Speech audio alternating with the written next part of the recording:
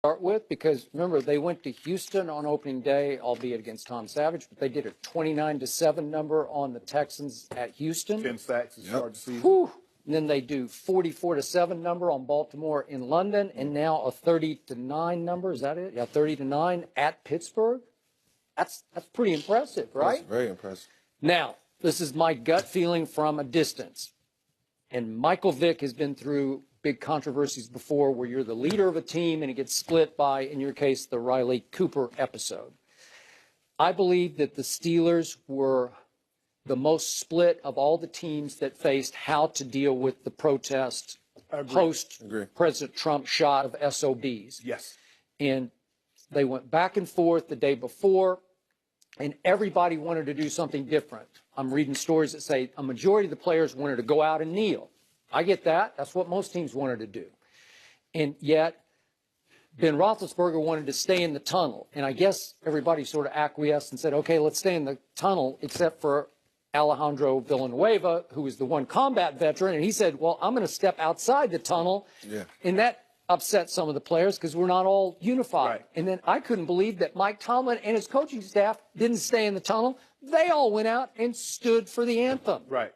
Wow. So you got people going three different directions. It's so divisive. Yeah. And you lose to a not very good Bears team in overtime 23-17. Now you bounce back and you go to Baltimore and win, but Baltimore was reeling off its 44-7 devastation. Mm-hmm. And then that thing happened yesterday. And there was another report about Antonio Brown was so upset with Ben because he thought maybe Ben didn't look his way on the wide open touchdown route because they're still at odds about how they were going to protest the anthem. Mm-hmm. And so Antonio took it a little more personally, and he goes and throws the Gatorade cooler on the field. So now you're in shambles psychologically, and yet it looked like Ben was trying to sort of bend over backward to get Antonio back in the mix yesterday. He throws him 19 balls. 19 balls? 10 catches. Wow. Wow, 19 balls, and he throws 55 passes. And it was still a pretty close game midway through the third quarter, and they only run it 20 times. So Le'Veon can't be real happy with 20 rushes, and it's just a disaster. And then he throws back-to-back pick sixes, and it all just goes up in smoke. Do I think they're dead and buried for the year? No, because they're 3-2 in a division with Baltimore reeling. Cincinnati's trying to get back on track, and Cleveland's Cleveland. Yeah. So, but again, you've been through this before, so somebody, either Mike Tomlin or somebody had to take control of a locker room that is still very divided. Yeah, I think at the end of the day, there are answers to this problem, and it's up to the veterans and the leaders in that locker room to figure this out before this just steamrolls throughout the entire season. And you see the divisiveness that is created amongst players. Villanueva, he's one guy, he stands for a lot. I have a ton of respect for him. I can understand Ben's point of view, Mike Tomlin's point of view.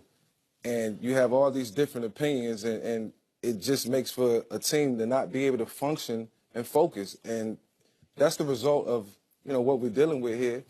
It has to be fixed by the veterans. Where's James Harrison? He has to step up. I think Ben will get it. You know that locker room, too. I know that locker room extremely well. Is James, would you qualify him as a leader in the locker room? Yes, he is. He's one of the biggest leaders in the locker room. And Antonio Brown. I mean, he has a lot of younger guys, that looks up to him now. It's time for you to, take that step in being a leader, a role model. It's important as a professional as you continue to grow older.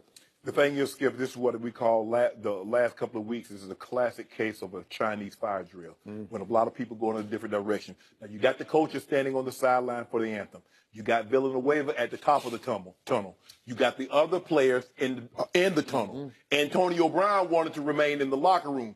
So you got a lot of different people wanting to do a lot of different things. So now we got conflict here. Now, I don't know how much truth it is to, maybe this is what's going on with Big Ben and Antonio. But let me tell you what Antonio Brown's situation did. All it did was provide cover for how poorly Ben Roethlisberger has been playing this year, because he's been playing absolutely terrible. Yeah. And him acting the way he did on the sideline, him throwing the cooler, this anthem thing, or how we're going to go about this, has provided cover for Ben.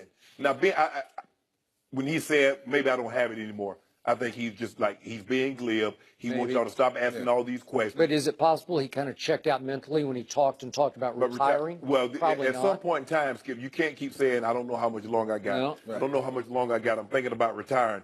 And when you look at it like, they lost to a team. Blake Bortles was 8 of 14 for 95 yards and a pick. The only reason the Jacksonville won this game was because Ben threw 5 picks with 2 pick sixes. Yep. The last time that was done in 2012, you know who did it, Skip?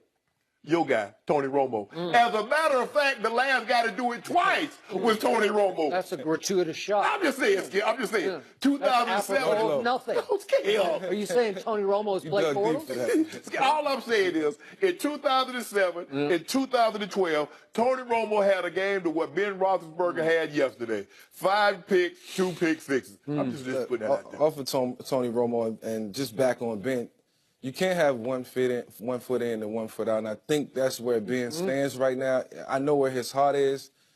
He loves the game. You know, he's passionate about the game of football, but he's growing older.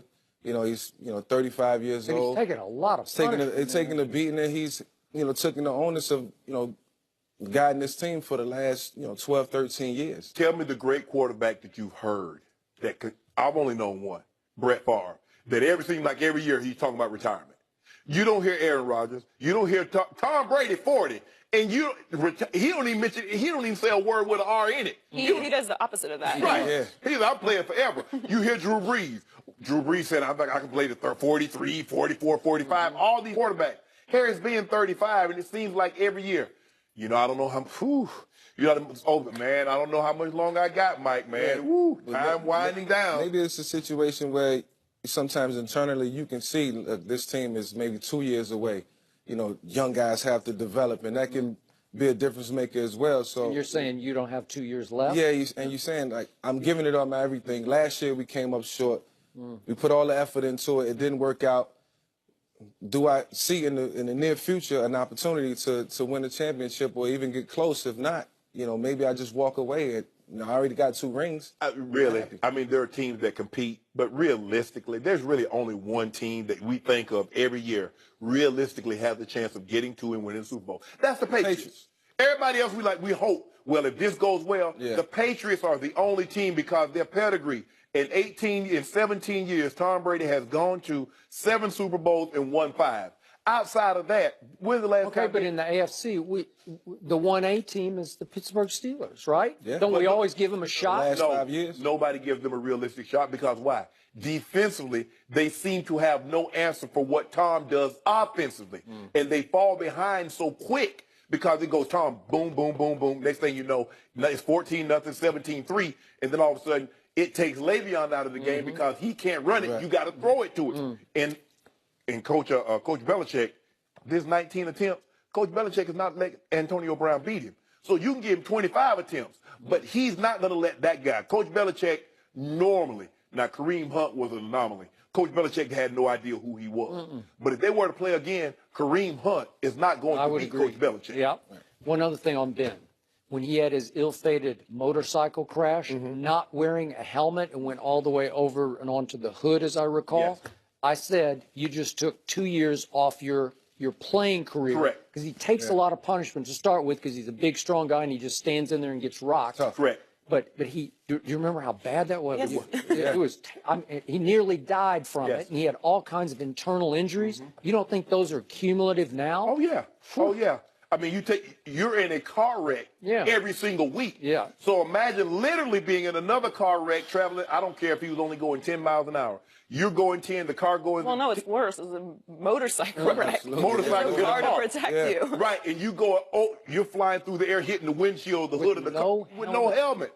You Skip, they call it asphalt. When you hit it, it's your ass, it's your fault. I don't fool with it. That is I correct. do think Ben will be able to get it turned around at some point, better. but it has to start next week, and the offense has to find more explosive plays and have to find a way to get Le'Veon Bell going. If not, it will be a long season because it'll be all on the defense. Yeah. That's what they don't need. Well, it's not getting any easier since they play the Chiefs next week, but he can't be much worse, so hopefully he can turn around a little Alex bit. Thielen, Skip. Yeah. And good. You know what? He's MVP at this point. Yeah. Oh, for sure. Thanks for joining us, Mike. Thanks. Is Cam Newton back to being an MVP candidate? We'll discuss that with